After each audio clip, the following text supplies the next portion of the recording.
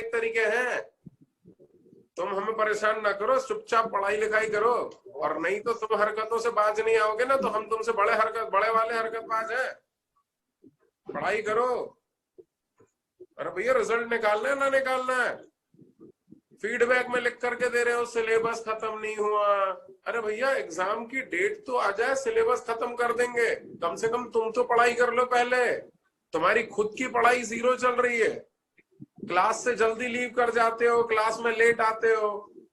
सुधर जाओ थोड़ा सा, सुधर जाओ। और सिलेबस कब खत्म करना है, जल्दी करना है, देर से करना है, बेटा वो हमारे ऊपर छोड़ दो। कोचिंग हमको चला लेने दो, तुम पढ़ाई कर लो। समझे ना समझे? और थोड़ा माता पिता को बोलो कि हमारे ऊपर ध्यान दें, और यदि हम पढ़ाई लिखाई ना करें तो खाना ना दे उस दिन जिस दिन हम पढ़ाई लिखाई नहीं कर रहे हैं। बोलो थोड़ा माता पिता को। तुम्हारे माता पिता भी देखते नहीं कुछ भी। कोचिंग की फीस भर दी है, कोचिंग वाले जानेंगे, वो देखेंगे। पढ़ लो, पढ़ लो। और ये बहुत प्यार से समझा रहा हूं, हरकतें बंद कर दो। और चलिए,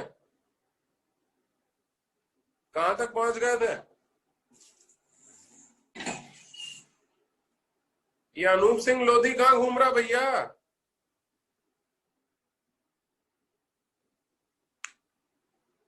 कहां तक पहुंच गए थे? अच्छा, वो इंक्रीजिंग डिक्रीजिंग के 2 क्वेश्चन बचे हुए थे ना, बस वही करना है। चलो कर लेते हैं, वो 2 क्वेश्चन भी कर लेते हैं।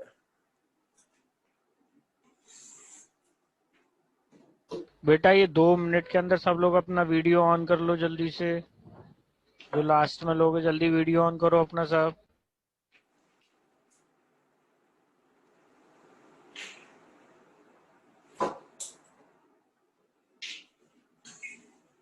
हे भगवान।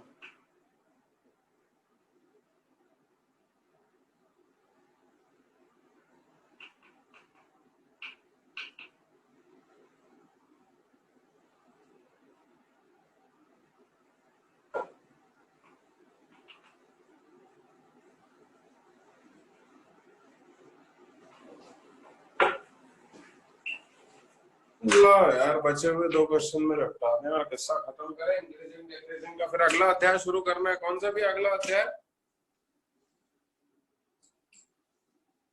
मैक्सिमम एनएम है ना अगला अध्याय? संदीप भाई क्या बोलते हो?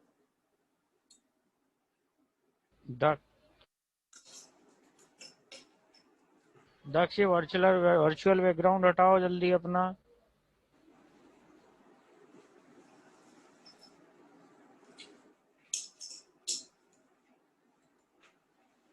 ऑनलाइन पढ़ाई में सबसे बड़ी समस्या एक यही आ रही है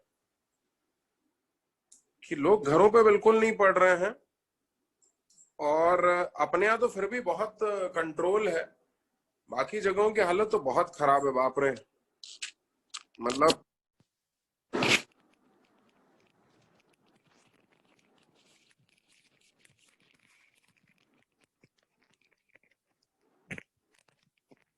सबसे बड़ी समस्या ऑनलाइन में यह है कि बच्चा अपना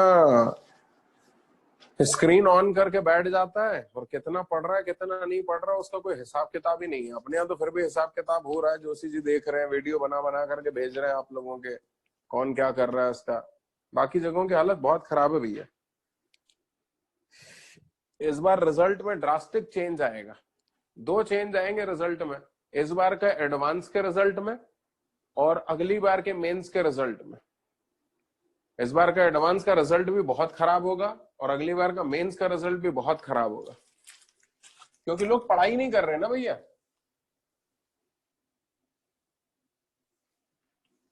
घर पे जितना पढ़ाई करना चाहिए था पढ़ाई नहीं हो रही है, मस्ती हो रही है, कभी क्या हो रहा है कभी क्या हो रहा है।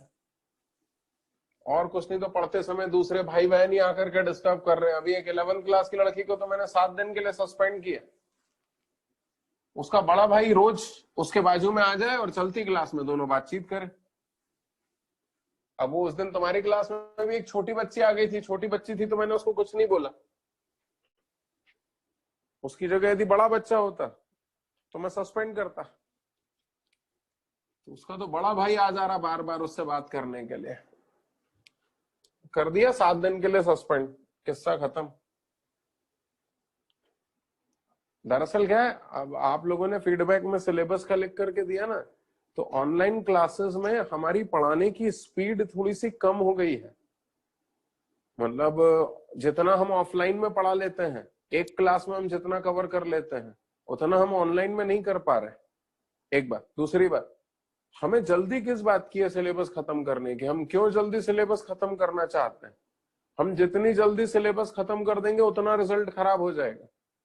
भाई वैसे ही तो आप लोग पढ़ाई लिखाई नहीं कर रहे हैं, बल्कि ये समय तो वो समय है जब आपका शेड्यूल थोड़ा सा लाइट कर दिया जाना चाहिए और आप लोगों को पढ़ने के लिए ज्यादा समय देना चाहिए और ज्यादा टेस्ट लगाने चाहिए। तो इनफैक्ट 15 दिन में थोड़ा सा सिलेबस और कवर कर लेता हूं, और उसके बाद आप लोगों को घर पे पढ़ने के लिए समय दूंगा। क्या करें?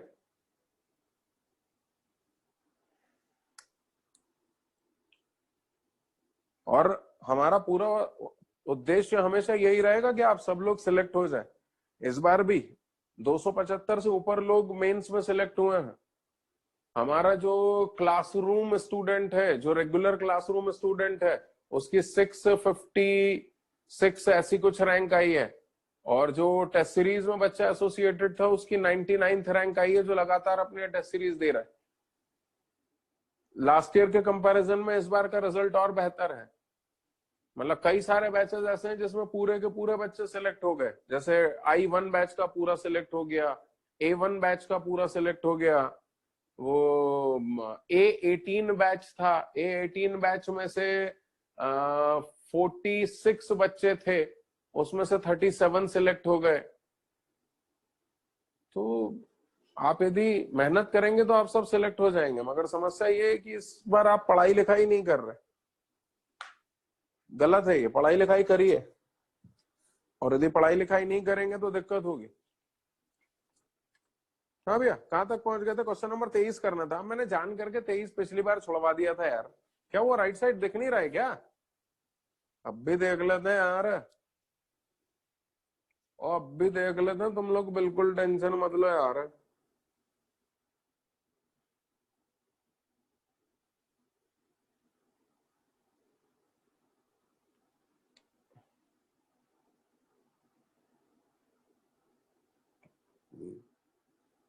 लो,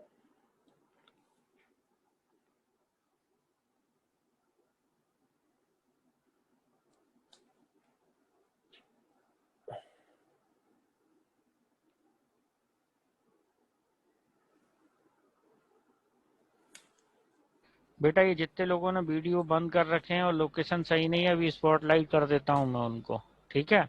नमन, आयुष गुप्ता, अनुश्री, वर्तिका, और भी कुछ लोग हैं जिनकी लोकेशन भी सही नहीं है, जो पंखे दिखा रहे हैं, वहां भी उनको हाईलाइट कर देता हूँ सबको। ठीक है, चलिए।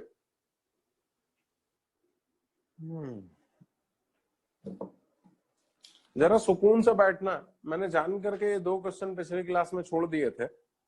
हालांकि पिछली क्लास में मेरे पास समय थोड़ा सा था, खींच देता इसको, लेकिन जान करके छोड़ दिए। आप देखिएगा कितने प्यारे क्वेश्चन है और करने में अलग ही मजा आएगा। क्वेश्चन नंबर 23 की बात कर रहा हूं। बोल रहा है F dash X is greater than 0, F double dash X is less then 0, show that f of x1 plus 2x2 upon 3 is greater than fx1 plus 2fx2 upon 3 where x1 is less than x2। बोल रहा है x1 जो है वो x2 से कम है।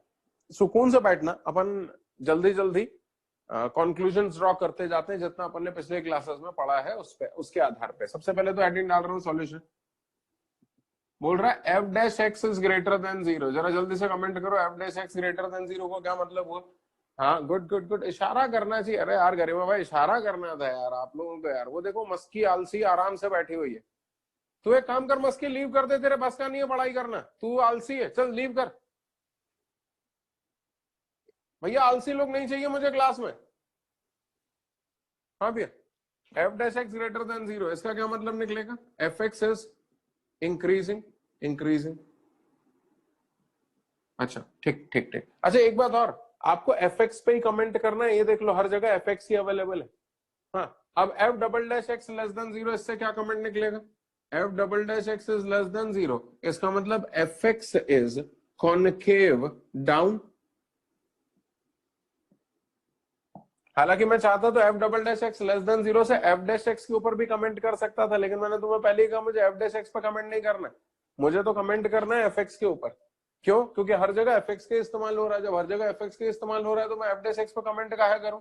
तो ये मैंने एफ एक्स के बारे में कमेंट कर दिया कि F double dash x less than 0 and F x is concave down. बोलो तो ये वाला ग्राफ बना भी दे, एक ऐसा ग्राफ जो इंक्रीजिंग और कॉनकेव डाउन है, तुम बुरा तो नहीं मानोगे? हाँ ठीक है ठीक है ठीक है, इंक्रीजिंग और कॉनकेव डाउन ग्राफ, तुम हाथ से इशारा करके बता सकते हो क्या कैसा होगा इंक्रीजिंग और कॉनकेव डाउन? और क्या, और क्या, ये देखो ना, ये बन गया इंक्रीजिंग और कॉनकेव डाउन। तवज्जो दीजिएगा भैया, ये इंक्रीजिंग और कॉनकेव डाउन ग्राफ बन गया। देख लो, चेक कर लो कॉनकेव डाउन है कि ना है। और सरकार उधर का देख रहा है, इधर देखना तेरे को, इंक्रीजिंग और कॉनकेव डाउन है कि ना चेक कर लो। है? Good good good good good good. अब इस कर्व के ऊपर 2 पॉइंट लेना है, x की एक वैल्यू x1 और एक वैल्यू x2 कंसिडर करते हुए। तो ये देखना, ये एक पॉइंट मैंने x1 ले लिया और कर्व है y equal to F X. तो बताओगे इस पॉइंट के कोऑर्डिनेट कितने हो जाएंगे? इस पॉइंट के कोऑर्डिनेट हो जाएंगे x1 एफ एक्स1। भाई जब x कोऑर्डिनेट x1 है तो y कोऑर्डिनेट एफ एक्स1 हो जाएगा ना, x1 की वैल्यू कर्व में रख दो, यहाँ पर y की वैल्यू आ जाएगी। हाँ, एक और पॉइंट यहां पर कंसिडर कर रहा हूं, ये देखना, ये वाला वो पॉइंट है और इस पॉइंट को नाम दे रहा हूं x2। तो इस पॉइंट का x कोऑर्डिनेट x2 हो गया, तो y कोऑर्डिनेट कितना हो जाएगा? y कोऑर्डिनेट निकालने के लिए कर्व की इक्वेशन में x कोऑर्डिनेट रख दो तो y कोऑर्डिनेट आ जाएगा fx2। ये आ गया। कैसा रहा? मस्त लग रहा है, ठीक है ठीक है ठीक है ठीक ठीक। फिर से देखना जरा, अब क्या बोल रहा है? x1 plus 2x2 upon 3। एक मिनट जरा देखते जाना, तुम्हारे मन में बहुत सारे डाउट उठेंगे। तुमको ये लगेगा कि बाप रे तो भारी रट्टू है ये सर, मतलब कुछ भी करते जा रहा है। इसका नाम राठी सर नहीं होना चाहिए था, इसका नाम तो रट्टू सर होना चाहिए था, पूरा रट के आता और हमको झिला देता है, ऐसा मन में डाउट आएगा। तुम देखते जाना, उसके बाद तुम्हारी एक एक बात को क्लियर करूंगा। हाँ, तो यहाँ पर एक पॉइंट कंसिडर कर रहा हूं, यहाँ पर, ये यहाँ पर, और ये पॉइंट कुछ इस तरह से है जो कि इस लाइन का कोई नाम रखता हूं, इस लाइन का नाम ए बी रख लेता हूं, जो कि इस लाइन ए बी पर लाई कर रहा है। और ये जो पॉइंट है ये ए बी को 2:1 बल्कि 1:2 के रेशियो, 2:1 के रेशियो में डिवाइड कर रहा है। तो फिर एक काम करो, 2:1 के रेशियो में डिवाइड करना है तो पॉइंट को यहां लेना पड़ेगा, और इस पॉइंट का नाम क्या रखे बताओ? हाँ, सी रख दे क्या? अरे सी रख देते हैं, एम रखने की इच्छा है, चल तेरी ये इच्छा भी पूरी करूंगा, लेकिन अभी इसका नाम सी रख दे। अब तू बता, यदि point C is dividing A B in the ratio 2:1, तो बोल पॉइंट सी के कोऑर्डिनेट कितने हो जाएंगे? पॉइंट सी के कोऑर्डिनेट हो जाएंगे x1, सेक्शन फॉर्मूला आता होगा ना तुम लोगों को, हाँ लगा, 1 into x1 तो हो गया x1 plus 2x2 upon 1 plus 2 that is 3, comma comma y coordinate बोलो, y कोऑर्डिनेट बोलो, fx1 plus 2fx2 upon 3। Check करो कैसा रहा है, बताओ। अब कुछ नहीं कर रहा हूं, छोटा सा काम करूंगा, जरा देखना मिश्रा, छोटा सा काम कर रहा हूँ, वैष्णवी मिश्रा से बोल रहा हूँ, छोटा सा काम कर रहा हूँ। ये देखना, पॉइंट सी से एक तो परपेंडिकुलर डाल रहा हूं, ये यहाँ पर एक्स एक्सिस पर, ये देखो ये परपेंडिकुलर है, और बल्कि इस पॉइंट को नाम दे रहा हूं आर। और बल्कि एक काम करो, इस पॉइंट को थोड़ा ऊपर की तरफ लेकर के जाओ और इस कर्व के ऊपर प्रोजेक्ट करो। अब यदि कर्व के ऊपर प्रोजेक्ट करोगे तो इस पॉइंट का नाम रख रहा हूं एम। बताओ कैसा एम, कैसा रहा? हाँ, मस्त लग रहा है ना? अब मुझे बता एम के कोऑर्डिनेट्स क्या होंगे? हाँ, तो एम का कोऑर्डिनेट तो बड़ा आसान है भैया, एम इस लाइन के ऊपर लाई कर रहा है, और ये जो लाइन है ये एक्स एक्सिस के परपेंडिकुलर है, यानी वाई एक्सिस के पैरेलल है। और वाई एक्सिस या वाई एक्सिस के पैरेलल लाइन की खासियत होती है कि उस पूरी लाइन पे एक्स की वैल्यू हमेशा सेम रहती है, कभी चेंज नहीं होती। तो जो यहाँ एक्स की वैल्यू होगी वही यहाँ पर भी एक्स की वैल्यू होगी, यानी एम का जो एक्स कोऑर्डिनेट होगा वो और कुछ नहीं होगा बल्कि सी के एक्स कोऑर्डिनेट के बराबर होगा, यानी x1 प्लस 2x2 अपॉन 3। होगा कि नहीं होगा?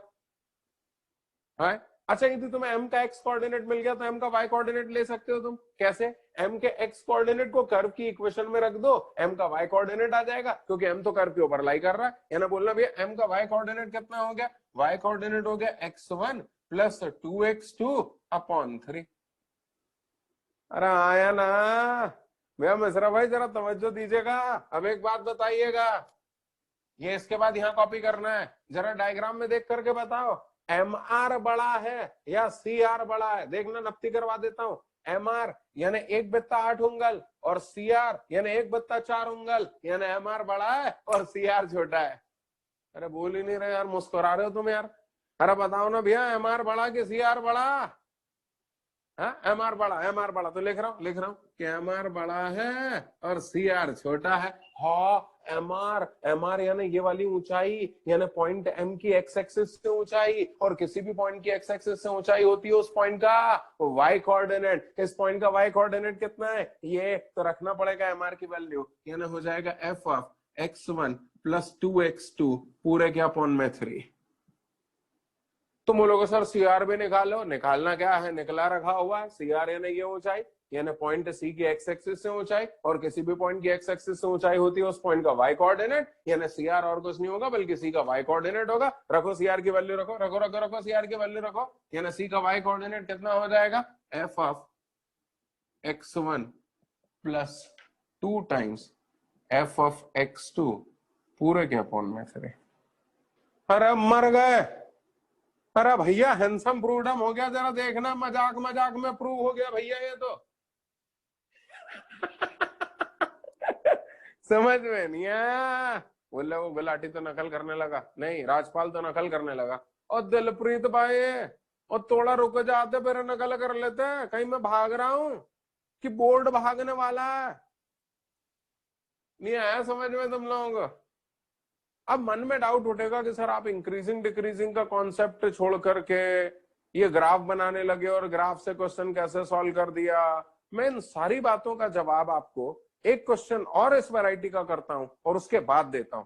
जल्दी से इसको नकल करिए। हालांकि इसमें इसमें एक बात देखने वाली है कि मुझे स्ट्राइक कैसे किया कि मुझे एक पॉइंट x1 और fx1 लेना है, दूसरा पॉइंट x2 और fx2 लेना है। अच्छा देखना, मैं जो बोल रहा हूं, मैं जो डाउट रेज कर रहा हूं, उसके बाद में जो इशारा कर रहा हूं वो इशारा आपको जवाब दे रहा होगा।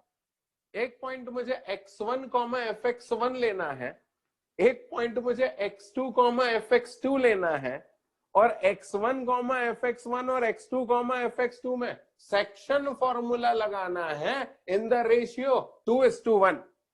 तुम बोलोगे सर यहाँ 1 है यहाँ 2 है तो 1:2 बोलना चाहिए। सेक्शन फॉर्मूले में ये जो है ये ऑपोजिट साइड रहता है, ऑपोजिट साइड की क्वांटिटी यहाँ मल्टीप्लाई होती है और इसके ऑपोजिट साइड की क्वांटिटी इसमें मल्टीप्लाई होती है, यानी ये 2 इस तरफ रहा होगा, 1 इस तरफ रहा होगा। और इसीलिए एक पॉइंट लिया x1, fx1, एक पॉइंट लिया x2, fx2, उन दोनों को ज्वाइन करके कॉर्ड बना दी। उस कॉर्ड के ऊपर एक पॉइंट लिया जिसको, जो कि इस तरह से लिया कि वो x1 fx1 और x2 fx2 को 2:1 के रेशियो में डिवाइड कर रहा है। उसके बाद की आगे की पूरी कहानी क्लियर है। तुम बोलोगे अच्छा 2 पॉइंट है तो आपने कॉर्ड बना दी 2 पॉइंट को ज्वाइन करके, 3 होते तो क्या करते तुम ही बताओ? ट्राइंगल। अबे 3 से क्या बनता है? ट्राइंगल। 3 होता तो ट्राइंगल बना देता। वो नाथानी को सोने से फुर्सत नहीं है यार, एक तो वो पूरी मुंडी नीचे करके सो रहा है। अरे नाथानी भाई, ये पूरा चेहरा नीचे करके गर्दन नीचे करने के चक्कर में मुझे अभी स्पॉन्डिलाइसिस हो गया, मालूम है? अभी 10 दिन पहले डॉक्टर ने बताया। मत तो करो भैया, सीधे रखो गर्दन। हाँ, अब उसके लिए थोड़ी आंखें भी खोल के रखनी पड़ेगी, नीचे मुंह करके सो रहा है। हाँ भैया सुनना, फिर से सुनना जरा। तो साहब कुल मिला करके यदि 2 पॉइंट है तो सेक्शन फॉर्मूला लगाऊंगा। तुम बोलोगे आपको कैसे मालूम रेशियो 2:1 लेना है? दिखाई दे रहा है यार 2:1 लेना है।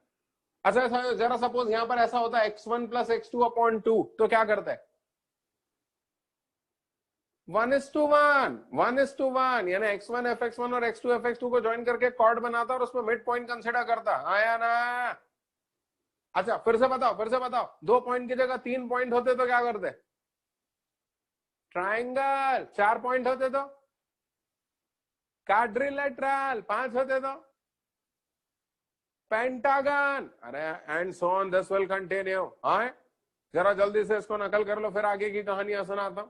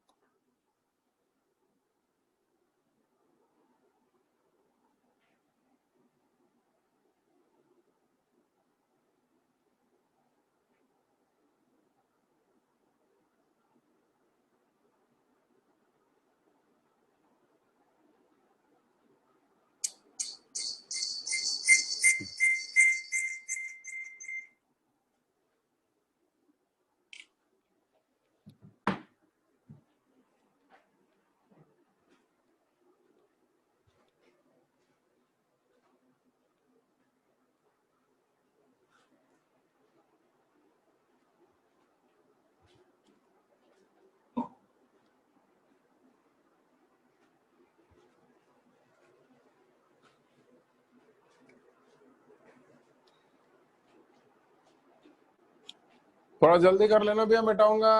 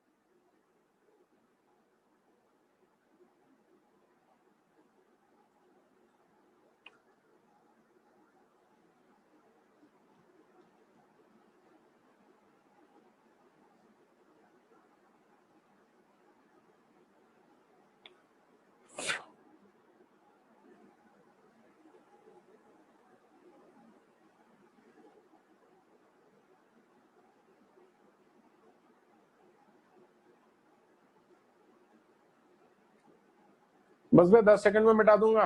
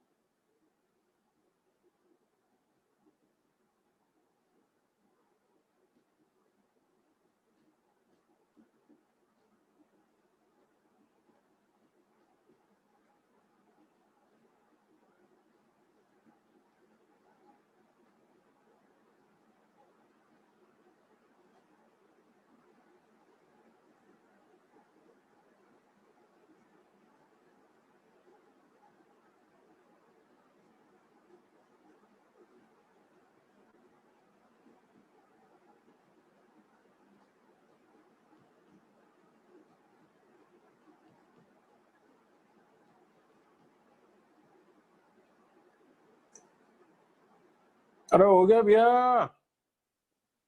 अरे शुक्ला जी, शुक्ला जी हिल ही नहीं रहा। अरे भैया अवस्थी हो गया क्या? सही है यार अवस्थी। अवस्थी कैसे तू यार अपने आप को कैसे दुबला मेंटेन कर रही है यार? हाँ, लॉकडाउन में भी मोटी नहीं हुई, मैं तो बहुत मोटा हो गया यार। डाइटिंग वाइटिंग करती है क्या? अरे शुक्ला जी, चलो शुक्ला जी का भी नेटवर्क मिल गया। मिटा दो भैया। ले, बारंगे अभी तक कर ही जा रहा है। अच्छा अगला कर रहा है क्या? ठीक है ठीक है, चलो मैं भी फिर इसको मिटा रहा हूँ। ये कौन लिख रही है? श्रुति जैन। श्रुति हो गया क्या तेरा ये? मिटा दो इसको।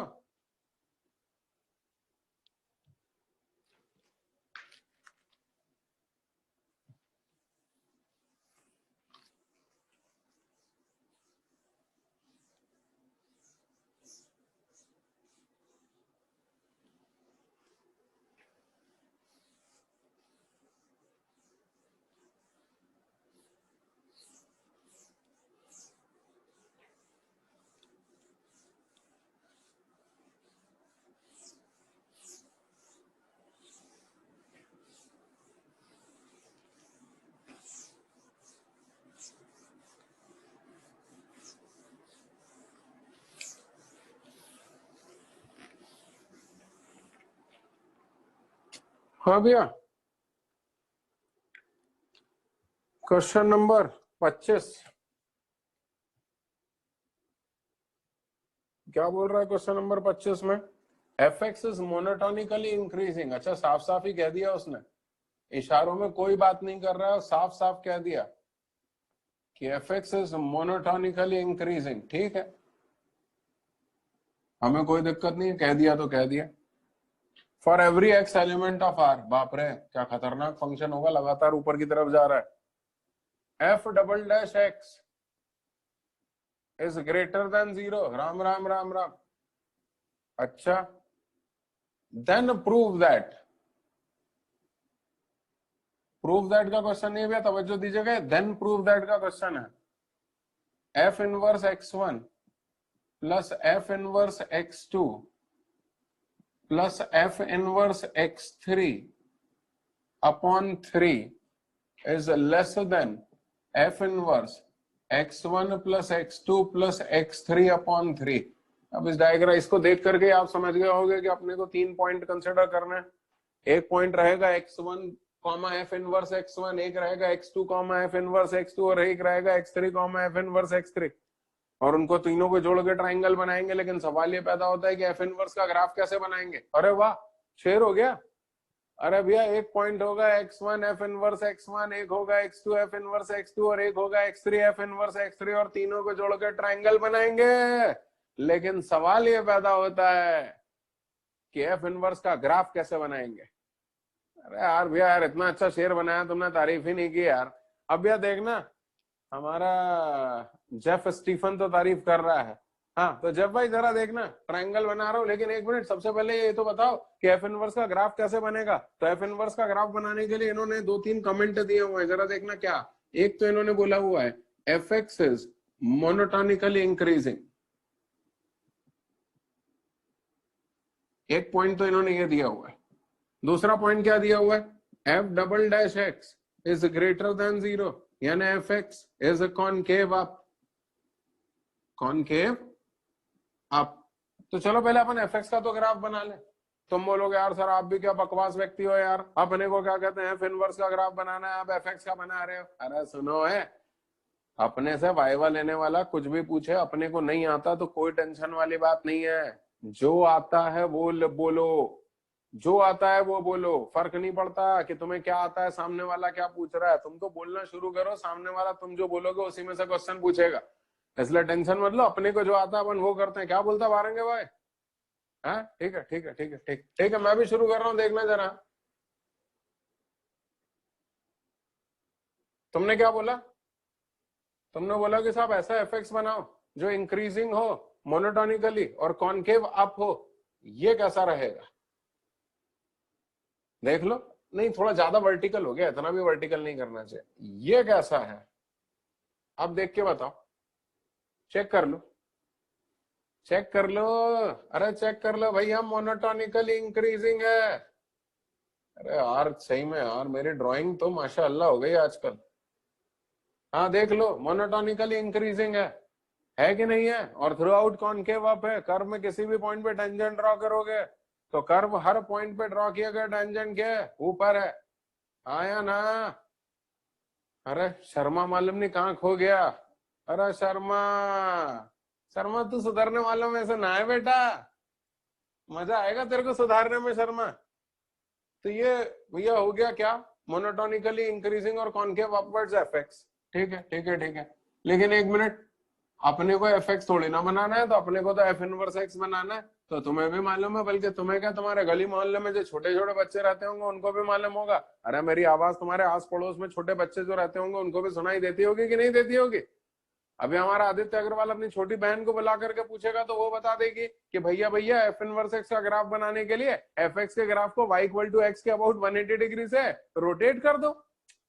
अरे हाँ या ना, एफ इनवर्स का ग्राफ बनाने के लिए एफ एक्स के ग्राफ को y इक्वल टू एक्स के अबाउट 180 डिग्री से रोटेट कर देंगे, एफ इनवर्स बन जाएगा। ये देखना, ये एफ इनवर्स बना रहा हूं। ओह माय गॉड भैया, कैसा लग कैसा रहा है ड्राइंग में दम है? अरे भैया दो ही तो तुम्हें मालूम है, दो ही तो ड्राइंग करने वाले हुए हैं, एक मैं और एक M F M F M F MF और MR दो ही तो लोग हैं, MF रहा नहीं और MR के जाने का सवाल ही नहीं है। अब जरा देखना भैया, ये एफ इनवर्स का ग्राफ बना लिया मैंने। काय का ग्राफ है? एफ इनवर्स एक्स का। अब इस पे 3 पॉइंट कंसिडर कर रहा हूं। कितने पॉइंट? 3 पॉइंट। तो देखना 3 पॉइंट कंसिडर कर रहा हूं। ये हो गया x1, ये हो गया x2 और ये हो गया x3 और तीनों को ज्वाइन करके मैंने ट्रिंगल भी बना दिया। तुम बोलोगे सर 3 को ज्वाइन करके ट्राइंगल बनाना है, आपको कैसे मालूम? तो 3 पॉइंट कर्व के ऊपर लाई करने वाले रख करके उनका क्या भजिया तलेगा? अरे 3 पॉइंट को जोड़ने पे ट्राइंगल बनता है, पूरी दुनिया को मालूम है, तो भाई मैंने भी कर दिया। इसका नाम रखो, क्या पसंद है? ए रखें। ए के कोऑर्डिनेट बोलो क्या हो जाएगा? ए का एक्स कोऑर्डिनेट तो हो गया x1 और y कोऑर्डिनेट हो गया एफ इनवर्स x1। इसका नाम रखो बी। बी का एक्स कोऑर्डिनेट हो गया x2 और y कोऑर्डिनेट हो गया एफ इनवर्स x2। मैं जम नहीं रहा हूं तो अभी बता देना। और ये हो गया सी।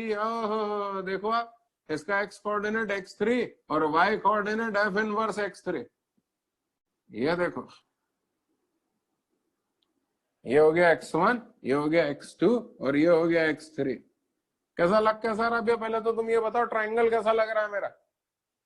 अरे सॉल्यूशन वॉल्यूशन निकलेगा तो निकलेगा, ना निकलेगा तो ना निकलेगा। सॉल्यूशन क्या भाड़ में, तुम तो बताओ मेरा ट्राइंगल कैसा लग रहा? लग रहा मस्त लग रहा?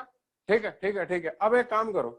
हाँ, तुम बोलोगे अब क्या करोगे? अब तो आप उलझ गए, अब ये कहां से लेके आओगे? अरे यार सही में यार, मतलब इसके लिए तो KG1 के बच्चे की भी जरूरत नहीं है। अरे गली मोहल्ले में अपने वो गाय बैल घूमते रहते हैं ना, वो गाय बैल भी इनको देख करके बता देंगे कि x1 plus x2 plus x3/3 काहे में करते हैं ये? सेंट्रॉइड में। बिल्कुल सही। तीनों x कोऑर्डिनेट्स को जोड़ के डिवाइड बाय 3 और तीनों y कोऑर्डिनेट्स को जोड़ के डिवाइड बाय 3। ये तो सेंट्रॉइड के x और y कोऑर्डिनेट है। इसका मतलब हमें एक सेंट्रॉइड कंसिडर करना पड़ेगा। ये देखना, ये ट्राइंगल G, ये ट्राइंगल का सेंट्रॉइड, इसका नाम रख रहा हूं G, और G का x कोऑर्डिनेट बोलो क्या आएगा? G का x कोऑर्डिनेट हो गया, यार G के कोऑर्डिनेट बाद में लिखूंगा, क्या बोलते हो? बल्कि लिख लेता हूं ना, चलो यहाँ पर लिख लेता हूं। बोलो G के कोऑर्डिनेट बोलो। G का x कोऑर्डिनेट बोलो भैया, सेंट्रॉइड है, x कोऑर्डिनेट हो जाएगा x1 plus x2 plus x3/3 और y कोऑर्डिनेट क्या होगा? y कोऑर्डिनेट होगा ट्राइंगल के तीनों y कोऑर्डिनेट्स का सम डिवाइडेड बाय 3 है ना। बोलना कितना हो गया? F inverse x1 plus F inverse x2 plus F inverse x3 पूरे के अपॉन में 3। हाँ, बोलते ही नहीं है। अरे हाँ है, हाँ ठीक है ठीक है ठीक। अब एक काम करो, पॉइंट G से x एक्सिस पे एक परपेंडिकुलर डालो और इसी परपेंडिकुलर को ऊपर की तरफ बढ़ा लो। अरे वाह, फिर शेयर हो गया। पॉइंट G से x एक्सिस पे एक परपेंडिकुलर डालो। परपेंडिकुलर जहां पर x एक्सिस को इंटरसेक्ट करेगा उसको R नाम दो और उसी GR को ऊपर की तरफ बढ़ाओ, जहां वो कर्व को इंटरसेक्ट करे उसको M नाम दो। जरा ध्यान से देखो, M दिख रहा है? देख रहा? वो तो नकल करने में लग गया। नाम क्या है इसका? ये अनिमेश। वाह रे भैया अनिमेश, A1 बैच। अरे अनिमेश भैया हाथ हिला के बता, तू समझ गया मैं तेरे को ही बोल रहा हूँ? हाँ, good good good good good. ये M दिख रहा है, ये G दिख रहा है, ये R दिख रहा है। अब तू M के कोऑर्डिनेट बता सकता है क्या होगा? अरे M का एड्रेस, यानी मेरा एड्रेस। मालूम है मैं कहाँ रहता हूँ? नहीं मालूम है? अरे अभी पता चल जाएगा। देख, ये M जो है ये इस लाइन GR पे लाई कर रहा है। GR is perpendicular to x axis, that is parallel to y axis. और y एक्सिस के पैरेलल लाइन की खासियत होती है उस पे x की वैल्यू कभी चेंज नहीं होती। यानी जो पॉइंट G का x कोऑर्डिनेट होगा, जो पॉइंट R का x कोऑर्डिनेट होगा, वही पॉइंट M का भी x कोऑर्डिनेट होगा। तो बोल G का x कोऑर्डिनेट कितना है? G का x कोऑर्डिनेट तो यही लिखा हुआ है और इसलिए वही M का भी x कोऑर्डिनेट है। M का x कोऑर्डिनेट आ रहा है x1 plus x2 plus x3/3। और रही बात m के y कोऑर्डिनेट की, m कर्व के ऊपर लाई कर रहा है। कर्व की इक्वेशन में m का x कोऑर्डिनेट रख दो, m का y कोऑर्डिनेट आ जाएगा। यानी क्या आएगा बोलो? f inverse x1 plus x2, अरे बोलते भी नहीं है यार सही में, प्लस x3 पूरे के अपॉन में 3। अरे कैसन लग रहा है बबुआ? अरे बोला थी नहीं है? अरे कैसन लग रहा है? अब जरा देख करके बताओ, MR बड़ा है या GR बड़ा है? तुम बोलोगे सर आप हमेशा अपने नाम को ऐसा बड़ा बताते हो। अरे मैं क्या करूं यार भैया, यार एमआर बड़ा आता है हर बार, देख लो। देखो ना, ये देखो, एमआर एक बित्ता स्टार उंगल और जीआर सिर्फ एक बित्ता है, ये ना एमआर बड़ा है और जीआर छोटा है। लेकिन एक मिनट, एमआर कैसे निकलेगा? एमआर यानी पॉइंट एम की एक्स एक्सिस से ऊंचाई, और किसी भी पॉइंट की एक्स एक्सिस से ऊंचाई होती है उस पॉइंट का वाई कोऑर्डिनेट, यानी पॉइंट एम का वाई कोऑर्डिनेट एमआर होगा। यानी बोलो भैया एमआर कौन होगा? बोलो बोलो बोलो बोलो, F inverse x1 plus x2 plus x3 पूरे के अपॉन में 3। हाँ हाँ, फिर बोलो जीआर, बोलो जीआर है ना पॉइंट जी का वाई कोऑर्डिनेट, पॉइंट जी का वाई कोऑर्डिनेट ये यहाँ सब्स्टिट्यूट करना पड़ेगा, रखा यहाँ पर। तो बोलो कितना हो गया? F inverse x1 plus F inverse x2 plus F inverse x3 पूरे के अपॉन में 3। हैंडसम फ्रूडम। ओ शिट, चोट हो गई। अरे भैया गलत प्रूव हो गया। हमें जो प्रूव करना था उसमें ये वाला टर्म इधर होना था, हमारे इसमें ये वाला टर्म इधर आ गया, मर गए। भैया कोई परिवर्तन नहीं है, हैंडसम फ्रूडम। तुम लोग मुझे वैसे बुद्धू मत बनाओ जैसे अधीरा मुझे बुद्धू बना देती है कि मैं तो वहां पर थी ही नहीं। गलत बात है ये, बिल्कुल हैंडसम फ्रूडम हो गया। अरे हुआ कि ना हुआ? शुरू हो जाओ, शुरू हो जाओ। मल्टीपल चॉइस में कैसे पूछा जाएगा? कुछ नहीं, बोल देगा चार में से कौन सा सही है, और एक ऑप्शन ये रहेगा, बस तू इसी को टिक कर देना।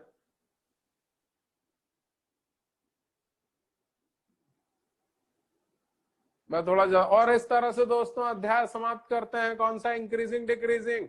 दो क्वेश्चन बच गए जो बाद में करवाऊंगा, वो 11 से 16 के बीच के हैं, वो सब एक जैसे हैं, उनमें से कोई से भी दो बाद में करवाऊंगा। बाद में कब? रोलर्स थ्योरम और लैग्रेंजेस मीन वैल्यू थ्योरम के बाद में।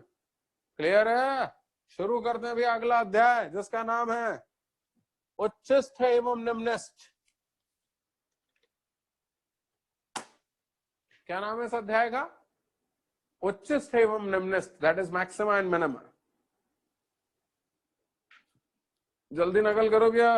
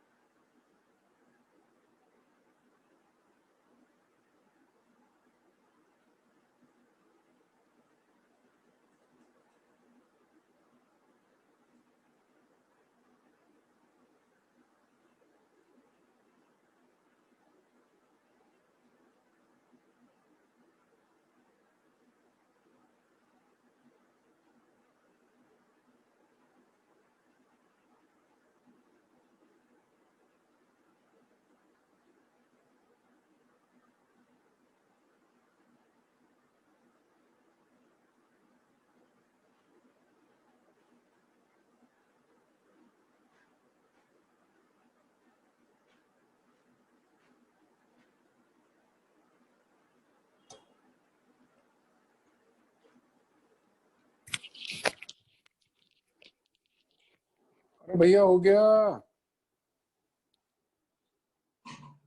खुशी भाई थोड़ा जल्दी कर लेते हैं।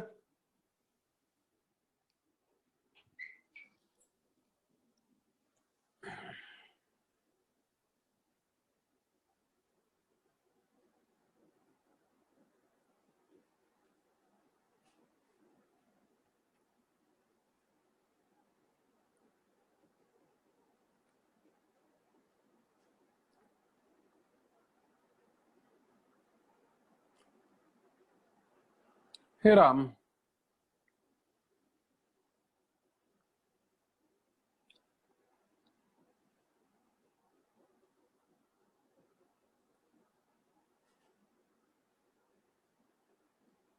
बस भैया मिटाई दूं। अरे रे नकल किए जा रहे हैं। कर कर कर कर।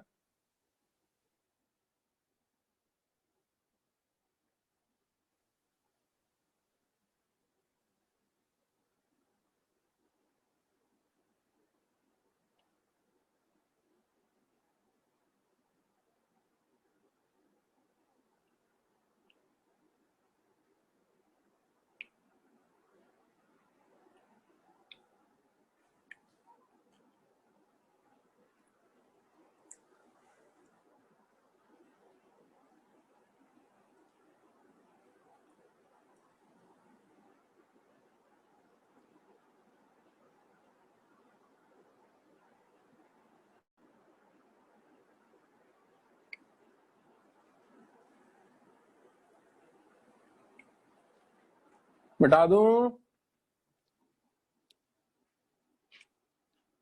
आरिशा जल्दी।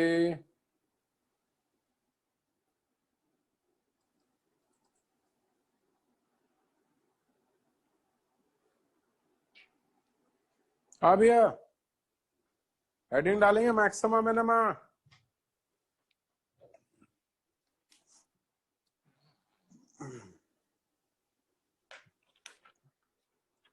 मैक्सिमा और मिनिमा के सीआरक्यू का यदि पहला पेज देखोगे तो मैंने पहले पेज पे पूरी थ्योरी लिख करके दी हुई है। आपको कुछ भी लिखना नहीं है, आपको सिर्फ मेरी बात सुनना है।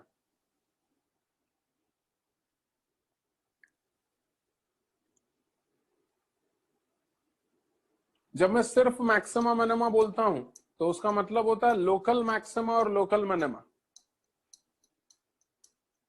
मैं उसका सबका मतलब आपको बता रहा हूं। इससे पहले हमने मैक्सिमा मिनिमा पढ़ा है, लेकिन वो हमने सिर्फ रेंज कैलकुलेशन के लिए पढ़ा है। हमने उस बारे में डिटेल में बात नहीं की है। आज हम डिटेल में बात करेंगे। अच्छा एक और हिट बताता हूँ। इतनी लंबी थ्योरी है, इतनी लंबी थ्योरी में पढ़ाना शुरू करता हूँ तो पूरी एक क्लास बीत जाती है, सारे बच्चे सो जाते हैं। तो मैंने पिछली बार से क्या करना चालू किया, 15 मिनट की थ्योरी पढ़ाता हूँ और उसके बाद क्वेश्चन करवाता हूँ। फिर 15 मिनट की थ्योरी पढ़ाता हूँ, फिर क्वेश्चन कराता हूँ, ताकि बच्चे जागते रहे। वो देखो मालूम नहीं कब तक लिखती रहेगी मिश्रा। जल्दी कर अंशिका मिश्रा, जल्दी कर।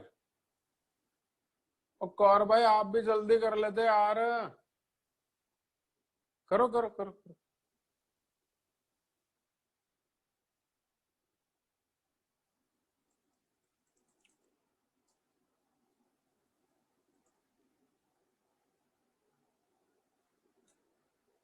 हो गया। हाँ भैया सरकमफ्रेंस तेरा तो पहले ही हो गया, देख लिया मैंने तेरे को यार। ये मैं इनके लिए वेट कर रहा हूँ, ये मिश्रा के लिए। चलो मिटा रहा हूं, जरा देखना।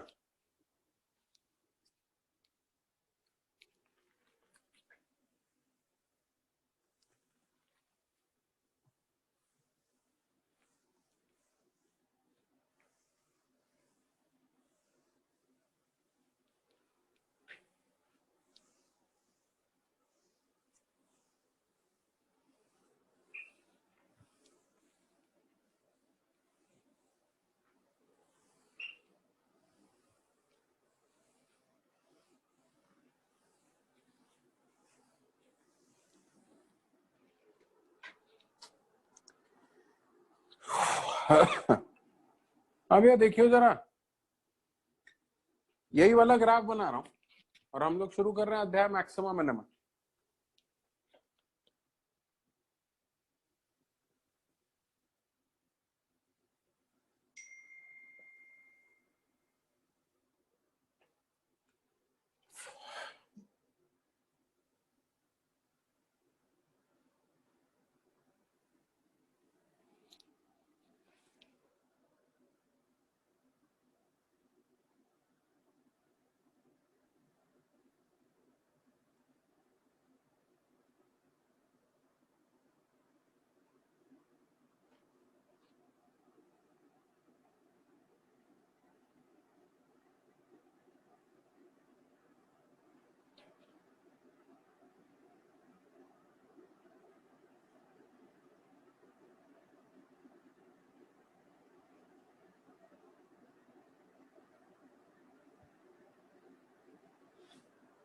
ये वाला डायग्राम में भी है, जरा इसको देख लेना।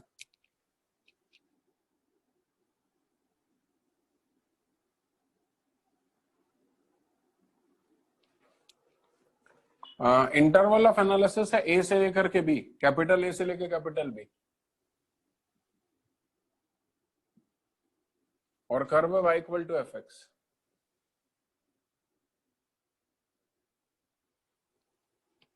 इसकी कुछ खासियतें आपको बताते जाता हूं और उसके बाद आप इसको अपनी कॉपी में बना लीजिएगा। आपको कॉपी में लिखना तो पड़ेगा, लेकिन अभी पहले आप एक बार समझ लें, उसके बाद लिख लेंगे। मना करने के बावजूद भी लिखते ही जा रहा है वो अर्पित। अर्पित लावानिया तो ऐसे ना मानेगा। हाँ भैया, ये दूसरा भी लिख रहा आदित्य सिंह। हाँ भैया देखना जरा, ये कर्व ऊपर की तरफ गया, स्मूथ टर्न लेते हुए यहां पर आया। ये जो पहला स्मूथ टर्न इसने जहां पर लिया, उस पॉइंट को स्मॉल ए नाम दे रहा हूं।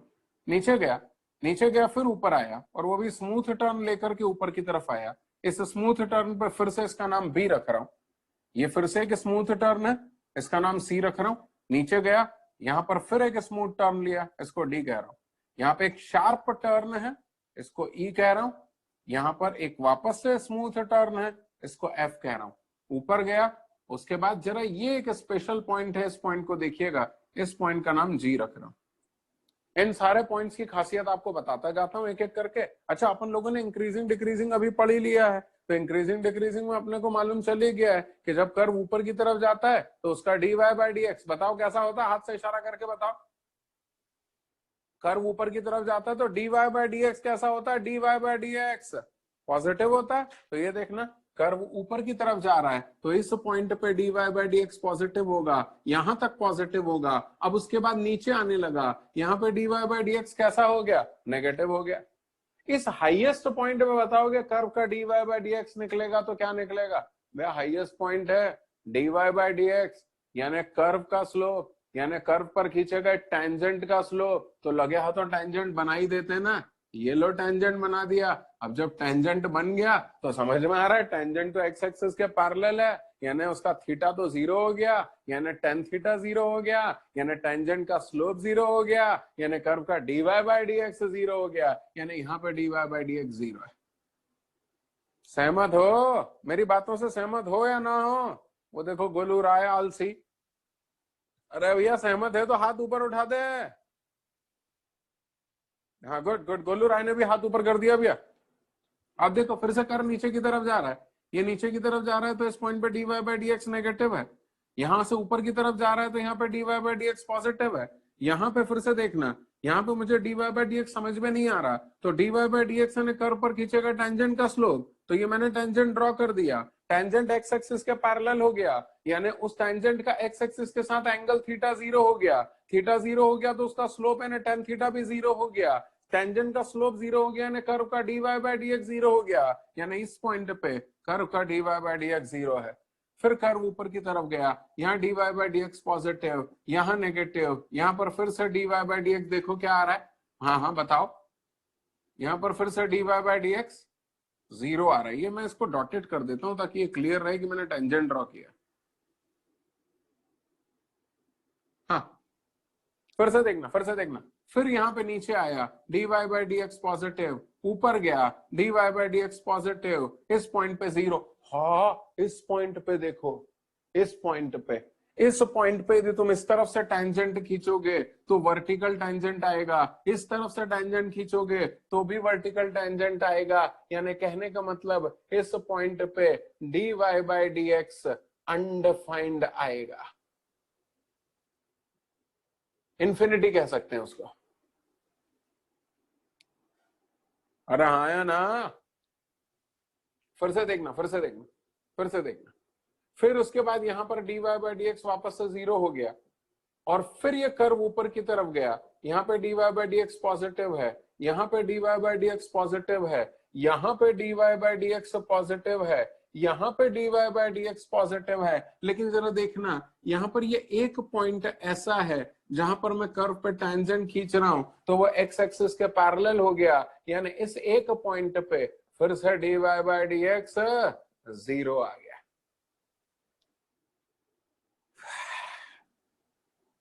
क्या मैं क्लियर हूं? बोल ही नहीं रहे हो। अच्छा, यहाँ पे dy by D x negative है, सॉरी। हाँ, फिर ये नीचे की तरफ आया, ये dy बाई डी एक्स यहाँ पर पॉजिटिव आया, यहाँ पे भी dy by D x positive आया, और फिर ऊपर यहाँ पे भी dy by D x positive आया, लेकिन एक पॉइंट पे dy बाई डी एक्स यहाँ पे बीच में जीरो हो गया। जरा ध्यान से देखो, ये मैक्सिमम ऊंचाई वाला पॉइंट है इस इंटरवल में, ये अधिकतम ऊंचाई वाला पॉइंट है इस इंटरवल में, ये अधिकतम ऊंचाई वाला पॉइंट है इस छोटे से इंटरवल में। देखना, उस इंटरवल में ये नुक्की वाला पॉइंट अधिकतम ऊंचाई वाला पॉइंट है, यानी अपने अपने इंटरवल में ये अधिकतम ऊंचाई वाले पॉइंट हैं, इनको लोकल मैक्सिमा कहा जाता है। अधिकतम ऊंचाई यहां पर मिलेगी, और वो अधिकतम ऊंचाई कितनी होगी वो हम कैलकुलेट करेंगे। तुम बोलोगे सर अधिकतम ऊंचाई मिल रही है तो मैक्सिमा कहेंगे, लेकिन लोकल क्यों कहने लगे? लोकल इसलिए कहने लगे क्योंकि ये अपने अपने इंटरवल में अधिकतम ऊंचाइयों को रिप्रेजेंट करेंगे। इसको ऐसा समझे, इसको ऐसा समझे, अपनी गली का सबसे शरीफ व्यक्ति मैं, मेरे पीछे वाली गली का सबसे शरीफ व्यक्ति हमारा कुकरेजा, देखो पढ़ाई करने का उसका, चलो खैर ठीक है, कुकरेजा। उसके पीछे वाली गली का सबसे शरीफ व्यक्ति हमारा गोलू राय। कोई दूसरी गलियों का सबसे शरीफ व्यक्ति हमारा अतुलांश चौबे। ले, चौबे ने हाथ ऊपर कर दिया, बोले मेरा नाम तो लिया ही नहीं आपने। उसको लगा छठे हुए बदमाशों का जिक्र हो रहा और मेरा जिक्र नहीं आया। अरे भैया अच्छे लोगों की बात कर रहे थे चौबे। एक और गली का सबसे अच्छा व्यक्ति हमारा सार्थक शुक्ला। तो एक शहर में, भोपाल शहर में देखो कितने सारे अच्छे व्यक्ति रहते हैं। मैं भी हूं, कुकरेजा भी है, अपना सार्थक शुक्ला भी है, और तो और वो गोलू राय भी है। तो हम सब चूंकि लोकल के अच्छे लोग हैं और इसलिए हमको लोकलाइट कहा जाएगा। ठीक उसी तरह से इस इंटरवल में ये मैक्सिमा है, इस इंटरवल में ये अधिकतम ऊंचाई है, इस इंटरवल में ये अधिकतम ऊंचाई है, तो ये सब लोकल अधिकतम ऊंचाइयां यानी लोकल मैक्सिमा कहलाएंगे। यानी दोस्तों मैं कहना ये चाहता हूं कि जैसे एक शहर में खूब सारे अच्छे लोग हो सकते हैं, ठीक वैसे ही एक कर्व में खूब सारे मैक्सिमा हो सकते हैं, और ये सारे मैक्सिमा, ये सारे अधिकतम ऊंचाइयां लोकल मैक्सिमा कहलाएंगी, क्योंकि ये अपने अपने इंटरवल की अधिकतम ऊंचाइयां होंगी। क्या मैं लोकल मैक्सिमा को लेकर के क्लियर हूं? ठीक सेम बातें अपन लोकल मिनिमा के बारे में कर लेते हैं। भाई एक शहर में कई सारे बदमाश हो सकते हैं। अरे हाँ या ना? मैं जिस गली में रहता हूं उस गली का बदमाश हमारा चौबे। यहाँ पीछे वाली गली का बदमाश किसको बनाऊं? किसको बनाऊं? अरे बोलो ना, कोई तो हाथ ऊपर करो, किसको बनाऊं? पंखुरी को बना देता हूं। चलो, उसके पीछे वाली गली की बदमाश पंखुरी। और किसको बनाऊं? हाँ, उसके पीछे वाली गली का बदमाश हमारा नैतिक। हाथ ऊपर करके बताया उसने मुझे कि मेरा भी नाम लो। उसके पीछे वाली गली का बदमाश हमारा ईशान, जिसको हम कभी नहीं सुधार पाए। यानी समझना मैं कहना क्या चाहता हूं, एक ही शहर में कई सारे बदमाश हो सकते हैं, और मालूम है ये लोकल बदमाश कहलाएंगे। क्या कहलाएंगे? लोकल बदमाश, क्योंकि ये अपनी अपनी गलियों के बदमाश हैं, तो ये लोकल बदमाश कहलाएंगे। ठीक वैसे ही एक कर्व में कई सारी न्यूनतम ऊंचाइयां हो सकती हैं। इस इंटरवल की न्यूनतम ऊंचाई ये है, इस इंटरवल की न्यूनतम ऊंचाई ये है, इस इंटरवल की न्यूनतम ऊंचाई ये है, तो ये लोकल मिनिमास कहलाते हैं। क्या मैं क्लियर हूं? मिनिमा यानी वो पॉइंट जहां पे ऊंचाई न्यूनतम आ रही है। फिर वो पता चल गया तो हम न्यूनतम ऊंचाई कितनी होगी वो निकाल लेंगे। तो एक कर्व में कई सारे मैक्सिमा होते हैं यानी अधिकतम ऊंचाइयां होती हैं, और एक ही कर्व में कई सारी न्यूनतम ऊंचाइयां होती हैं। इनको लोकल मैक्सिमा और लोकल मिनिमा कहा जाता है। अच्छा, तुम्हें एक बात बोलूं, बार बार लोकल लोकल शब्द का इस्तेमाल करना उचित नहीं लगता। अभी मैं बार बार बोलूंगा कि हमारा ईशान जो है वो लोकल बदमाश है, ईशान जो है लोकल बदमाश है, ईशान कहेगा एक काम करता हूँ आपको आपके घर से उठा लेता हूँ, किस्सा खत्म, फिर बन जाऊंगा ग्लोबल बदमाश। क्या हो सकता है उसका दिमाग चटक जाए, बोले हटा अलग, अब की बार दाऊद इब्राहिम को उठा के लेकर के आ रहा हूँ, और पहुंच जाए वो कराची और वहां से दाऊद को उठा करके लेकर के आ जाए। बाद में पता चला नेटफ्लिक्स पे इस पे नाम की एक सीरीज आ रही है ऑपरेशन दाऊद। क्या सुनना? अरे तुम सुन रहे हो ना? मैंने दाऊद का नाम लिया तो हमारे दूसरे दाऊद भाई घबरा गए, टेबल के नीचे छुप गए। वो बोले हटाए तो उठाने आ रहे हैं मुझे। सुनना मैं क्या कहना चाहता हूं, फिर से सुनिएगा। तो एक कर्व में कई सारे लोकल मैक्सिमा और कई सारे लोकल मिनिमा होते हैं, लेकिन मैं बार बार लोकल शब्द का प्रयोग नहीं करूंगा। लोकल शब्द का प्रयोग करना अच्छा नहीं लगता।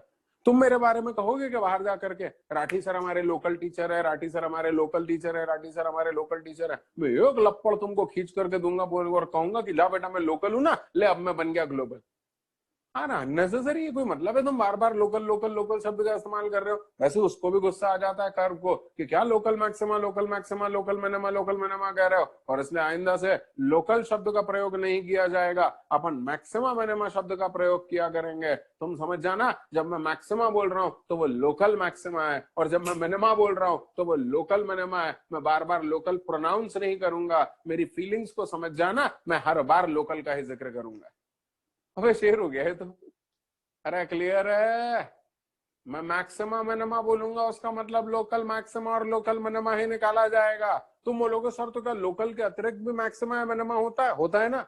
अरे एक पूरे कर्व की अधिकतम ऊंचाई भी तो हो सकती है। देखो इस पूरे कर्व की अधिकतम ऊंचाई ये है, तो ये ग्लोबल मैक्सिमा कहलाएगा, क्योंकि ये पूरे कर्व की अधिकतम ऊंचाई है। अरे भैया एक शहर में कई सारे बदमाश थे, वो लोकल बदमाश कहलाए, लेकिन उन सब का एक बॉस होगा और वो ग्लोबल बदमाश कहलाएगा। अरे हाँ या ना। ठीक वैसे ही कई सारे मैक्सिमा होंगे, लेकिन पूरे कर्व की अधिकतम ऊंचाई ग्लोबल मैक्सिमा। कई सारे मिनिमा होंगे, लेकिन पूरे कर्व की न्यूनतम ऊंचाई, देखो यहाँ भी ऊंचाई न्यूनतम है, यहाँ भी ऊंचाई न्यूनतम है, ये ऊंचाई भी न्यूनतम है, लेकिन इन सारी ऊंचाइयों में सबसे न्यूनतम ऊंचाई ये वाली है, और इसलिए ग्लोबल मिनिमा कहलाएगी। खैर खैर खैर, अरे भैया मैं ग्लोबल के टर्म्स में भी बात ना करना चाहूं और चक्रवर्ती, अभी मैं सिर्फ लोकल के टर्म्स में बात कर रहा हूं, और इसलिए सुन लेना, एक कर्व में कई सारे लोकल मैक्सिमा और कई सारे लोकल मिनिमा हो सकते हैं। Point number 1। पॉइंट नंबर 2, मैं बार बार लोकल शब्द का इस्तेमाल नहीं करूंगा, मैं तो मैक्सिमा मिनिमा बोला करूंगा। तुम समझ जाना कि मेरा मतलब है लोकल मैक्सिमा और लोकल मिनिमा का। अब सवाल ये पैदा होता है कि लोकल मैक्सिमा और लोकल मिनिमा निकलेगा कैसे, है ना। अधिकतम ऊंचाइयां और न्यूनतम ऊंचाइयां कर्व की निकलेंगी कैसे, तो जरा देखना, उसकी खासियत देखना।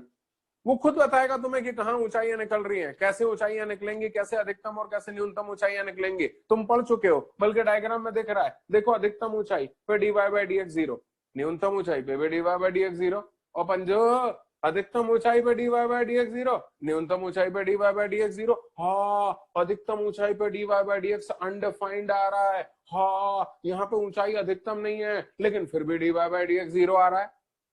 इन सारी बातों को समअप करूं तो एक कंक्लूजन ये निकल रहा है कि जहां पर भी ऊंचाई अधिकतम है, वहां पे dy/dx या तो 0 है या अनडिफाइंड है। जहां पर भी ऊंचाई न्यूनतम है, वहां पर भी dy/dx या तो 0 है या अनडिफाइंड है। लेकिन एक बात और क्लियर है, हर वो पॉइंट जहां पे dy/dx 0 या अनडिफाइंड हो, वहां पर अधिकतम या न्यूनतम ऊंचाई हो ये कोई जरूरी नहीं है। यानी एक चीज तो क्लियर हो गई। अरे पंजू तू लिख बाद में लियो, पहले सुन ले।